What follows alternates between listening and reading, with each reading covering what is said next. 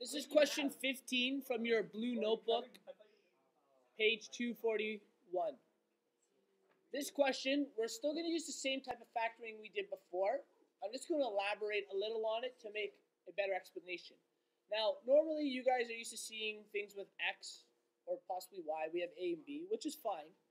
You're also used to seeing a trinomial where we have a,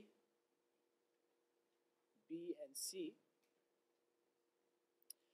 And when we go to factor those, we usually find the factors of a and then the factors of c. What we were leaving out, though, is technically when I find the factors of a, I'm actually finding the factors of ax squared. C is usually a constant number, so we are finding the true factors of that. So right now, I know you guys are used to looking at this. What would our a be in front of a squared? What coefficient is in front of this term? So technically there's a 1, and normally we just find the factors of that. But actually, in order to find the factors of this first term, which are 1 and 1, they're actually 1a and 1a. When I multiply 1a by 1a, I will get 1a squared.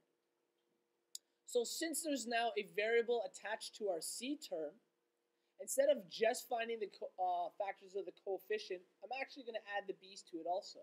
So factors of 6 are 1 and 6 and 2 and 3. But in order to get our b squared, I need to take 1b times 6b and 2b times 3b. These are the true factors of our last term, and 1a times 1a are the true factors of our first term.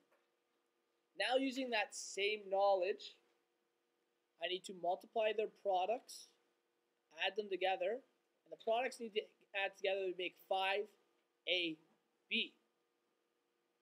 So we have our columns, and we're going to try multiplying them out.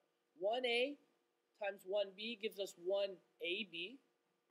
1a times 6b gives us 6ab. Does any combination of that work? If which is a negative. Okay, so let's talk about that. 1ab and 6ab. If 1 is negative, you're right, I can get to positive 5. Now let's make sure. If I make this term negative, does negative 1b times positive 6b give us positive 6b squared? No, because we're multiplying a negative times a positive term. That won't work because we have a positive term. So even though this looked like it was going to work, it doesn't technically work. Okay? So that didn't work for us, this column. So let's go on to our next factors. 1a times 2b gives us 2ab. 1a times 3b gives us 3ab. Does a combination of 2ab plus 3ab equal 5ab? Yes, if they're both positive.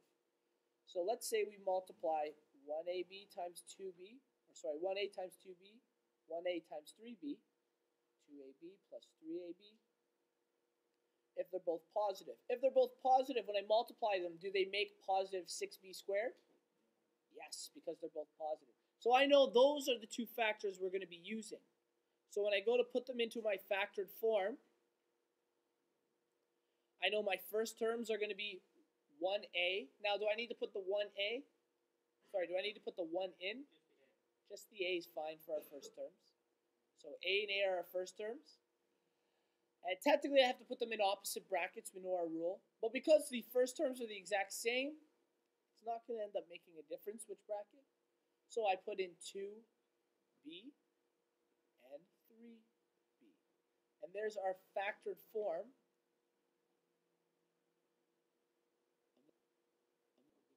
Okay, this question is from 256 in your blue notebook.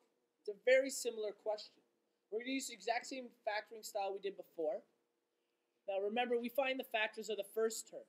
Well, this is a 1, so our factors are 1 and 1. But what's important is technically the factors of this are 1x and 1x. Now we're going to find the factors of our last term. The factors of 12 are 1 and 12. 2 and 6, and 3 and 4.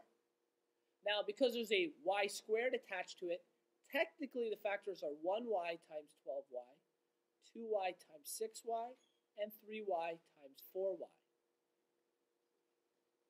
We're going to put them in our columns. We know that when we multiply them, the products need to add up to our b term, which is 7xy.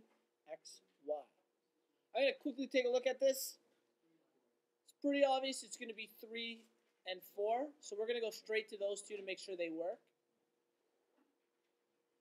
1x times 3y gives me 3xy. 1x times 4y gives me 4xy. When I add them both together, we get 7x, and that means they're both positive. If they're both positive, when I multiply them together, I get positive 12y squared, so I know that also works. So when I go to put in my factored form, my first terms are going to be 1x and 1x, or just x and x. And because they're the same, the opposite, well, we'll put them in the opposite just to get the idea. 1x times 3y have to go in opposite brackets, so 1x and positive 3y. And because we multiplied 1x times 4y, our 1x and 4y have to go in opposite brackets. We have our factored form. If you notice, it didn't really matter because they both ended up with brackets with 1x. That's our factored form.